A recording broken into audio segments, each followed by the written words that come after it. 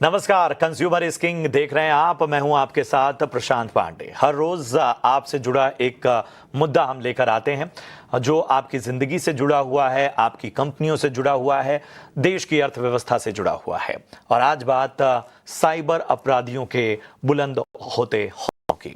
Cyber criminals जो हैं वो अब भारत की इकोनॉमी पर नजर गड़ाए हुए हैं। भारत की अर्थव्यवस्था को नुकसान पहुंचाने के लिए कई तरह के साइबर अटैक किए जा रहे हैं। क्राउड स्ट्राइक की एक रिपोर्ट आई है। ये रिपोर्ट कहती है कि अगर भारत और भारतीय कंपनियों ने अपने सिक्योरिटी टूल्स और सिस्टम के जो फायरवॉल्स हैं उन पर सही तरीके से काम नहीं किया तो $5 ट्रिलियन का नुकसान हो सकता है। यानी तीसरी सबसे बड़ी इकोनॉमी बनने के सपने पर एक तरह से ग्रहण लग सकता है। साइबर क्रिमिनल अब आर्टिफिशियल इंटेलिजेंस टूल्स का इस्तेमाल कर तेजी से हमारी कमजोर साइबर सिक्योरिटी जो कहीं से भी ब्रीच की जा सकती है उसका फायदा उठा रहे हैं। रिपोर्ट में यह भी कहा गया है कि साइबर हमले भारत के लिए किसी टाइम बॉम्ब से कम नहीं है। ऐसे में क्या बड़े सवाल उठ खड़े हो रहे हैं ये। जी हां, सबसे बड़े सवाल हम पूछ रहे हैं कि क्या भारत का जो आईटी इंफ्रा है, जो साइबर सिक्योरिटी सिस्टम है, इस बढ़ते साइबर खतरे से निपटने के लिए तैयार है। $5 ट्रिलियन की इकोनॉमी पर क्या साइबर खतरा एक कदम आगे बढ़ रहा है? क्राउड स्ट्राइक की रिपोर्ट ने जिस खतरे की ओर इशारा किया है, क्या सरकार ने उसके लिए कोई फ्रेमवर्क बनाया है? आर्टिफिशियल इंटेलिजेंस की रफ्तार क्या हमारी तरक्की में एक कैटलिस्ट की जगह अब बहुत बड़ा कंसर्न बनती जा रही है? और एआई से बढ़ते साइबर हमलों को रोकने के लिए भारत की रणनीति आखिर है क्या? क्या वाकई हमने कोई फ्रेमवर्क बनाया है? बहुत सारे जो स्कैम्स आ रहे हैं, जब हम उनसे ही निपट नहीं पा रहे हैं तो सोचिए कि एक कदम आगे वाले जो खतरे हैं उस पर हमारी रणनीति किस तरह की है, इस पर प्रश्न चिन्ह उठ रहा है। और आज जरा हम इसी पर चर्चा करेंगे। और आज की चर्चा में हमारे साथ खास मेहमान के तौर पर जुड़ रहे हैं रितेश भाटिया साहब। फाउंडर हैं V4Web और जाने माने साइबर सिक्योरिटी कंसल्टेंट हैं। थैंक यू सो मच आपका रितेश इस चर्चा में शामिल होने के लिए। हमारे साथ तरुण विग हैं, को फाउंडर और CEO इनिफ्रू लैब्स। और Tarun, thank you so much अपना समय देने के लिए। और हमारे साथ खुशबू जैन है, जानी मानी साइबर लॉ एक्सपर्ट। खुशबू, आपका भी बहुत बहुत स्वागत है। तो रितेश जी, चर्चा की शुरुआत आपसे ही। और जो मेरा कंसर्न है वो यही है कि क्या केवल आर्टिफिशियल इंटेलिजेंस या जो आजकल तकनीक के तेवर हैं उसको हमने अपनाने में ज्यादा ऊर्जा, अपनाने में ज्यादा इंफ्रा लगा दिया है, बशर्ते कि हमें शायद उसके साथ साथ एक पैरेलल सिक्योरिटी सिस्टम भी तैयार करना चाहिए। क्या इस तरह के खतरे, अगर इस तरह की रिपोर्ट में इशारा किए जा रहे हैं, इसका मतलब है कहीं ना कहीं हमारे उस फायरवॉल में तकनीकी समस्या जरूर है? और बड़े बड़ी खबरें तो हर रोज हम देख रहे हैं। पहले जब साइबर सिक्योरिटी की बात करें, जब एआई नहीं भी था तभी भी आपको पता है कि मतलब रैंसमवेयर और बिजनेस ईमेल कॉम्प्रोमाइज स्कैम्स, ऐसे सब स्कैम्स ने ऑलरेडी ये जो कॉर्पोरेट्स है इनके नाक में दम करके रखा था। और तभी भी मतलब हम लोग इतने ज्यादा सिक्योर्ड नहीं थे जितना होना था। और ये जो कर भी रहे थे सिक्योरिटी रिलेटेड, अगर आप देखोगे तो ये बड़ी बड़ी कंपनीज कर रही थी। हम भूल जा रहे हैं कि अगर 5 ट्रिलियन इकोनॉमी की हम अगर बात भी कर रहे हैं या उसको प्रोटेक्ट करने की भी बात कर रहे हैं तो उसमें सिर्फ ये लार्ज कंपनीज का खाली हिस्सा नहीं है। इन लार्ज कंपनीज को सपोर्ट करती है स्मॉल मीडियम एंटरप्राइजेस। तो वो लोग ने तो कभी सिक्योरिटी पे इतना ज्यादा ध्यान दिया ही नहीं। जैसे आप भी बोल रहे हो कि एक फायरवॉल है, खाली एंटीवायरस और फायरवॉल से नहीं होने वाला है कुछ भी।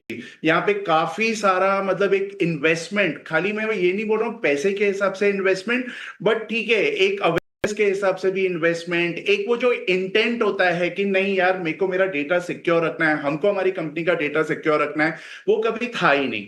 आते अभी हम एआई के दौर में, आप बोल रहे हो कि ये लोग जो हमसे एक कदम आगे हैं, मेरे को लगता नहीं है ये एक कदम आगे, लेकिन मीलों मीलों किलोमीटर आगे हैं ये हमसे। और वो भी इसके लिए हो गए हैं दो कारण है। एक तो एआई ने इसको बहुत इजी कर डाला है। पहले जो हम फिशिंग में हमेशा बोलते थे कि आपको वो टूटे फूटे कैरेक्टर्स मिलेंगे, इंग्लिश बरोबर नहीं मिलेगी, अब एआई उसको बहुत इजी कर देता है। रैंसमवेयर जो था, अभी बच्चा बच्चा चैट जीपीटी में एक रैंसमवेयर का कोड बना सकता है। तो उस हिसाब से एआई का तो अडॉप्शन बहुत अच्छी तरह हो गया, हम हर कोई यूज कर रहा है चैट जीपीटी या गामा हो गया, कोई भी चीजों में प्रेजेंटेशन बनाना है, ग्राफिक्स बनाना है, ठीक है।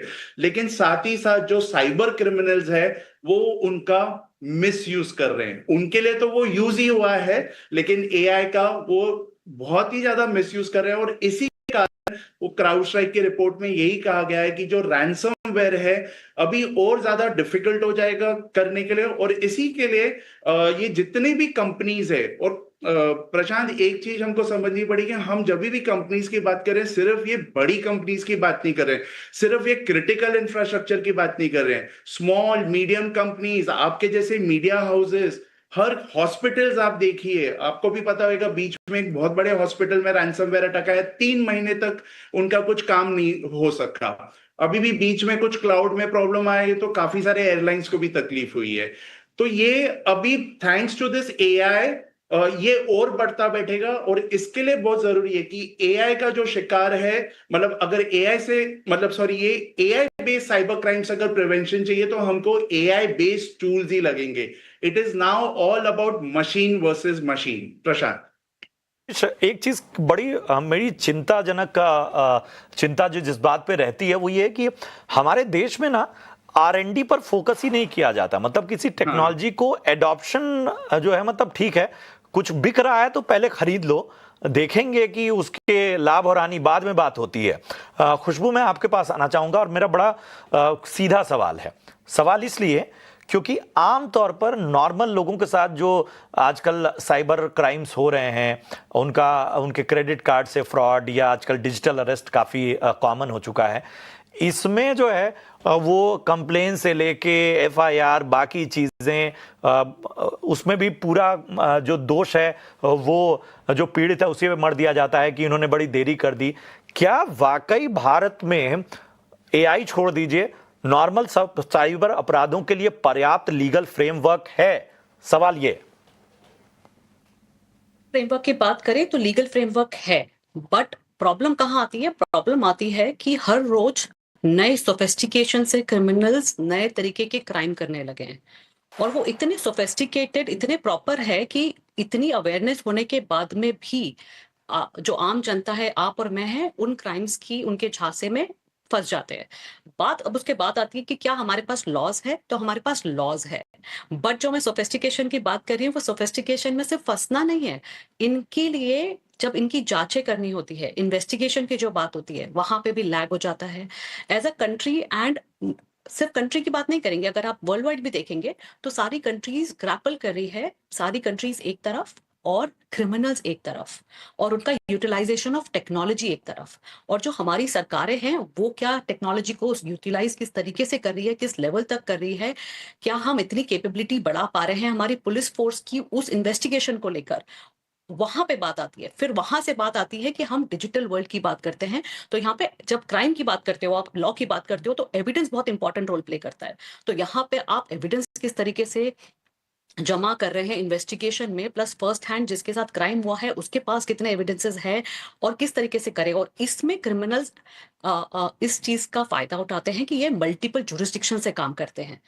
मल्टीपल जुरिस्डिक्शन मतलब ये एक कंट्री में नहीं होते, ये बहुत बार 3-4 कंट्रीज में होते हैं। तो 3-4 कंट्री का मेल होना और एक दूसरे में सीमलेसली इंफॉर्मेशन को शेयर करना और क्रिमिनल को पकड़ना बहुत मुश्किल हो जाता है।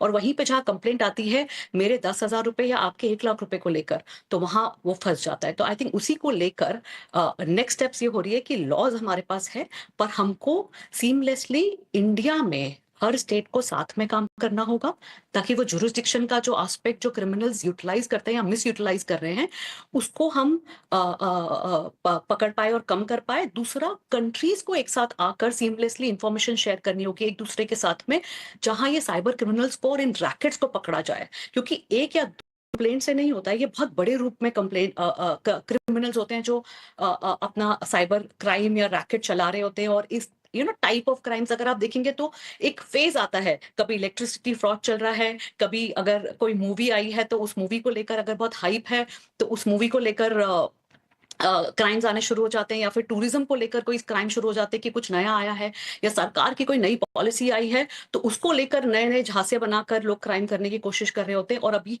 रिसेंटली डिजिटल अरेस्ट को लेकर जब करने लगे हैं, जब पता चला है, तो उसमें भी अगर आप देखेंगे डिजिटल अरेस्ट में, तो वो भी डिफरेंट डिफरेंट कंट्रीज में है। तो अगर आप पकड़ भी लें, तो पकड़ने के बाद में प्रॉब्लम ये आती है कि जो रियल क्रिमिनल है या जहां से कॉल आ रही है, वो किसी और देश में है, वो कंबोडिया, लाओस या वियतनाम या इन कंट्रीज में बैठे हुए हैं, तो वहां पे जुरिस्डिक्शन का प्रॉब्लम होता है। फिर जब तक वहां पहुंचते हैं, तो जब तक इन क्रिमिनल्स के पास पहुंचा जाता है, ये 1-2 नहीं, ये 1000, 2000, लाख क्राइम तक कर चुके होते हैं, और फिर इनको पकड़ना मुश्किल होता है। और बहुत बार जितने पकड़े जाते हैं, वो लेवल 1, 2, 3 के होते हैं। जो टॉप लेवल है, वहां तक आप पहुंच नहीं पाते हो। तो बड़ा ये जो पूरा इंपॉर्टेंस है, मतलब जो अपराधी हैं उन्होंने पकड़े जाने का भी जो पूरा कहते हैं ना, मतलब उन्होंने शायद हमसे ज्यादा फ्रेमवर्क तैयार किया हुआ है। यही इसका निचोड़ निकलता है।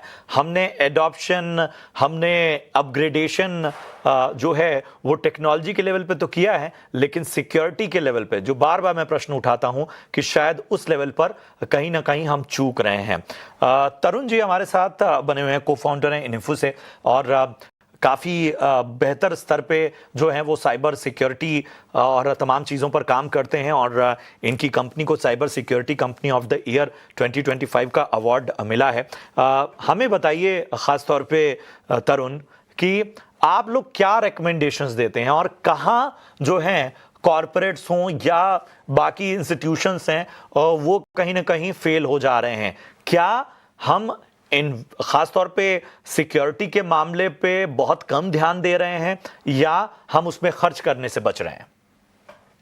देखिए, ऐसा नहीं है कि हम खर्च नहीं कर रहे। इंडिया में I4C बना, Indian cyber crime coordination centre. I think अभी थोड़े टाइम पहले उनको 800 करोड़ का फंड भी दिया गवर्नमेंट ने खर्च करने के लिए टू प्रोटेक्ट साइबर क्राइम।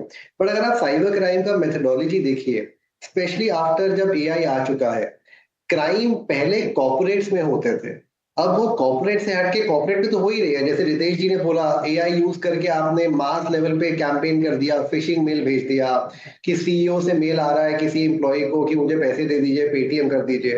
अब वो एक जो हैकिंग अटैक है विद AI, डीप फेक पे भी आ गया। आपको ऑडियो कॉल आएगा, आपको लगेगा audio call is from the company CEO himself, जो बोल रहा है कि यार मेरे पेटीएम में पैसे ट्रांसफर कर दो।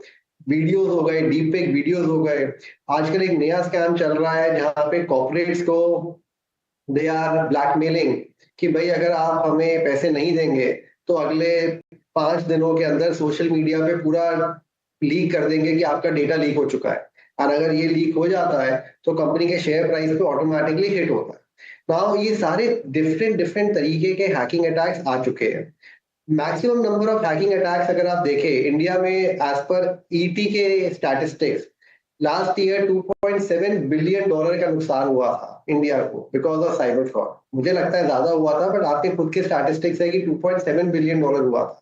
A maximum percentage of that loss, a lot of that would be from some part of that corporate से था, ransomware and everything, but maximum percentage of that loss था जहां पे individuals को फंसाया गया था थ्रू डिजिटल अरेस्ट, या उनको कॉल करके, या उनकी मॉर्फ पिक्चर्स को सोशल मीडिया पे प्रमोट करके उनको ब्लैकमेल करके। मैक्सिमम रेवेन्यू जो लॉस हुआ था वो हुआ था जहां पे इंडिविजुअल्स को फंसाया जा रहा था। अब उन इंडिविजुअल्स जो है इस वाले स्कैम से बचने का, of course technology will play a role कि आपके मोबाइल फोन के ऊपर you need to have the right application which are able to prompt and tell you कि ये जो है this is a fraud number, this is a possible fraud SMS and so on. But a maximum user awareness is also required. जब तक हम अपने users को aware नहीं करा पाएंगे, डिजिटल अरेस्ट अब एक कॉमन हो चुका है। एवरीबडी, आप किसी से बात करेंगे सबको पता है कि डिजिटल अरेस्ट नाम की कोई चीज हो रही है। पर आज भी, in fact till yesterday, people who are educated वो भी डिजिटल अरेस्ट में फंस जाते हैं।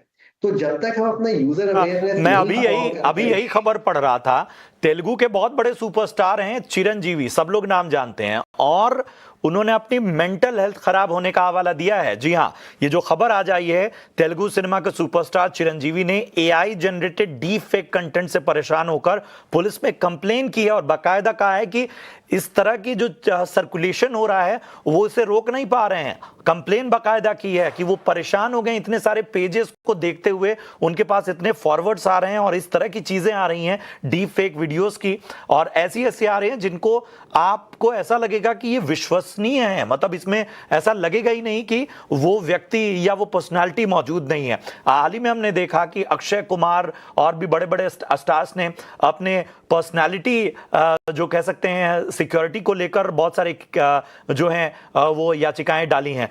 खुशबू, आप इस बारे में कुछ कहना चाह रही थी? जी, आप एकदम सही बात बोल रहे हो। तो आप पर्सनालिटी राइट्स की बात कर रहे हो, और पर्सनालिटी राइट्स ये हो गए कि एआई के इस्तेमाल से या फिर किसी तरीके से जब आप फेमस सेलिब्रिटीज या लीडर्स या इनकी आप वीडियो या ऑडियो या किसी तरीके की पिक्चर्स बनाकर सर्कुलेट करते हैं, या तो बेनिफिट के लिए या तो फिर पर्सनल मोटिव के लिए या फिर किसी को मलाई करने के लिए, और उसके लिए सेलिब्रिटीज एक सिचुएशन पे आ चुके हैं या लीडर्स की वो कोर्ट में जाके ये बोले कि मैं पर्सनालिटी राइट्स अपने सेव करना चाहता हूं, और उसका मतलब ये होता है कि आप मेरी जो पिक्चर्स है या मेरी जो आवाज है, मेरी जो किसी भी तरीके की क्लिप है, आप उसका इस्तेमाल नहीं कर सकते हैं। आप उसको सिंथेटिक तरीके से और बनाकर आप यूज नहीं कर सकते हैं किसी भी पर्पस में मेरी परमिशन के बिना।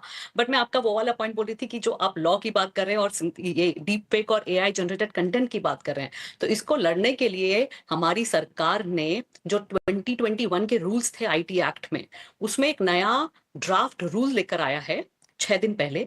और वो रूल ये बोलता है कि जितनी भी सोशल मीडिया प्लेटफॉर्म्स हैं, जैसे कि हो गई फेसबुक, इंस्टाग्राम, ट्विटर या फिर कोई और, यहां पर अगर कोई भी यूजर कोई भी कंटेंट डालता है तो वहां पर 10% उस पिक्चर का, उस ऑडियो का, उस वीडियो का 10% पोर्शन में ये दिखना चाहिए कि ये एआई जनरेटेड कंटेंट है, ताकि आप और मैं उस चीज के झांसे में आकर या तो हम विक्टिम ना बन जाए, या फिर कोई किसी की इमेज मलाइन ना हो, या फिर कोई डिफेमेटरी कंटेंट ना आए, या फिर कोई हेट स्पीच ना चलाए, या फिर कोई इस्तेमाल ना करे इस टेक्नोलॉजी का किसी गलत इस्तेमाल से। और अगर बेनिफिट के लिए भी कर रहा है, जैसे कि अगर कोई एडवर्टीजमेंट्स बनाना चाहता है, कोई अपनी खुद के वीडियोस बनाकर अवेयरनेस फैलाना चाहता है, वो एआई के थ्रू बनाना चाहता है, तो भी वहां पे एआई रखें, कोई प्रॉब्लम नहीं है। बिल्कुल, और आपने सही कहा। और मेरे ख्याल से चाहे किसी छोटे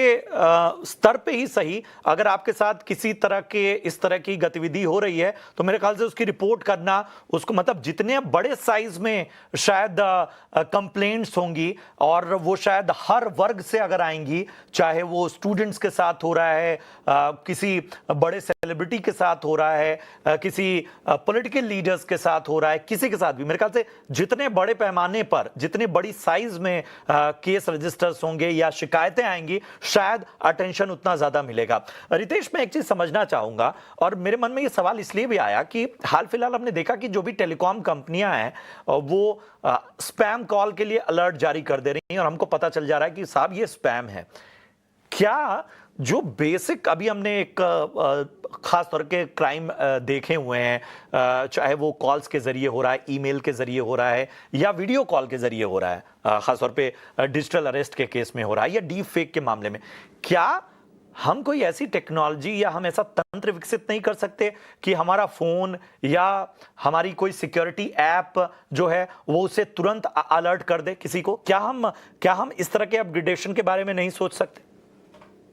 नहीं, वो डिटेक्शन के बारे में देखिए प्रशांत जी, सोचा गया है। इसके लिए क्या हुआ है, ये जितने भी जो ऑपरेटर्स है, जैसे एयरटेल ने इसकी शुरुआत की, उन्होंने इस पर्टिकुलर टेक्निक को जो है उन्होंने अडॉप्ट किया है। और ये इसके लिए भी मुमकिन हुआ है क्योंकि जो सरकार है उन्होंने एक बहुत ही यूजफुल पोर्टल बनाया, जैसे अपना संचार साथी का, जहां पे अगर आपको कहीं से भी ऐसे कुछ भी कॉल्स आ रहे थे जो आपको लगा है कि इससे स्कैम हुआ है, फ्रॉड हुआ है, तो उसको रिपोर्ट कीजिए। तो क्योंकि ये मास रिपोर्टिंग जो हुआ है, उसका ये बहुत बड़ा बेनिफिट हुआ कि एक बहुत बड़ा डेटाबेस मिल गया सरकार को भी, कि जिससे से उनको मालूम पड़ गया कि ये सारे नंबर्स से स्कैम हो रहे थे। अब ये सारे नंबर्स एक साथ बंद करना वगैरह या बंद करवाना इतना ये मुमकिन भी नहीं है, क्योंकि हमें भी पता है कि ये जो कंपनीज है टेलीकॉम वाला है उनका ये रेवेन्यू जनरेशन भी है। तो उन्होंने क्या किया, ये सारे के सारे नंबर्स लिए हैं और उनको जैसे मार्क कर डाले कि दीज आर सस्पेक्टेड स्कैम। तो अगर आप देखोगे यहां पर सरकार का भी एक इंटेंट था, टेलीकॉम का भी एक इंटेंट था कि हाँ हमने आगे आना चाहिए। आपके शो में और आपके चैनल के शो में मैंने हर बार यही बोला है कि हम हमेशा, और एक बहुत अच्छी बात आपने की है कि हम हमेशा दोषी पीड़ित को ही ठहराते हैं। आई एम ग्लैड कि आपने इसको बोला सब है, कुछ उसी पे मार दिया जाता है। मेरे पास समय कम है, एक आखिरी सवाल के साथ तरुण मैं आपके पास आना चाहूंगा। हम जिस साइबर लिटरेसी की बात कर रहे हैं वो मैं देख रहा हूं बड़े बेसिक लेवल पे है। मतलब आपको लगता है कि शायद इसको एक मुहिम के तौर पर करना होगा, ये केवल लोगों को एक टेक्स्ट मैसेज या कॉल के जरिए जिसको लोग इग्नोर भी कर देते हैं, मतलब शायद हमें थोड़ा और इसमें अपग्रेडेशन सोचना होगा? बिल्कुल सोचना पड़ेगा। देखिए, जब तक हम साइबर सिक्योरिटी को लोगों के अंदर इनग्रेन नहीं कर सकते, अभी क्या होता है कि जब डिजिटल के थ्रू पैसा जाता है, जब पैसा चले जाता है तो बंदे को पता चलता है कि यार पैसा चला गया। हम लोग अपने घर में ताले लगाते हैं, हम लोग अपने कवर्ड्स में रखते हैं, everything is locked, we take precaution. वही एक सिक्योरिटी की फीलिंग इनकलकेट करनी है पूरे इंडिया के अंदर की साइबर को लेके, कि आप आज की दुनिया में आपके बारे में आपकी सारी इंफॉर्मेशन आपके मोबाइल फोन और लैपटॉप में है। अगर कोई आपका मोबाइल फोन चोरी कर ले तो वो आपकी सारी इंफॉर्मेशन निकाल सकता है, आपके बारे में जो भी है उसको पता चल जाएगा इन द नेक्स्ट 1 आवर। जब तक ये साइकोलॉजी हमारी पूरी कंट्री में नहीं आएगी कि हमारा जो डेटा है that is more valuable then money right now, जब तक ये साइकोलॉजी को इनकलकेट करना बहुत जरूरी है। वरना ये साइबर क्राइम में हम टेक्नोलॉजी में जितने मर्जी लीव्स कर दे, at the end the weakest link जो होता है वो एक ह्यूमन बीइंग होता है। आप टेक्नोलॉजी में जितना हम इम्प्रूवमेंट कर सकते हैं, इंडिया कर ही रहा है। We are making all the right products, हम उसके ऊपर आत्मनिर्भर के अंदर प्रोडक्ट्स बना के इनकलकेट कर रहे हैं। बट जो सबसे वीक कड़ी है वो एक यूजर है, तो उसको सिक्योरिटी कॉन्शियस करना बहुत जरूरी है। प्रभावित है और शायद उसे ही अपग्रेड करने में हम चूक जा रहे हैं। नए नए तरीकों का इस्तेमाल कीजिए, देखिए कि आखिर जो कंज्यूमर बिहेवियर है वो कहाँ कहाँ बदल रहा है, कहाँ कहाँ उनकी इंगेजमेंट है। सब जगह जुट जाइए, और इसमें शायद कोई रॉकेट साइंस भी नहीं है। हर तरफ आप लोगों को कहीं ना कहीं इन सारी चीज़ों को इंगेज कर सकते हैं, और शायद साइबर लिटरेसी या इस तरह के तमाम अटैक्स से बचने के लिए हमें टूल्स ऑफ द ट्रेड को और मजबूत करना होगा। थैंक यू सो मच तरुण, आपका इन अमेजिंग इंसाइट्स के लिए बहुत बहुत शुक्रिया। रितेश जी, हमेशा अच्छा लगता है आपकी तमाम जानकारियां जो हैं वो एक अवेयरनेस भी फैलाती हैं। खुशबू जी, थैंक यू सो मच, तमाम लीगल चीज़ों को बड़ी आसान भाषा में ने समझाया और बताया कि कहां हम चूक रहे हैं और कहां हमें मजबूती की आवश्यकता है। इस तरह की चर्चाओं में आगे भी हम आपका समय वक्त वक्त पर लेते रहेंगे। आज के लिए बहुत बहुत धन्यवाद आप सभी का। चलिए, उम्मीद करते हैं कंज्यूमर इज किंग में आज की चर्चा से आपके अंदर थोड़ा बहुत भी एक अवेयरनेस आई हो। याद रखिए, कोई आपको कॉल करके अरेस्ट नहीं कर सकता, कोई कॉल करके FIR नहीं भेज सकता।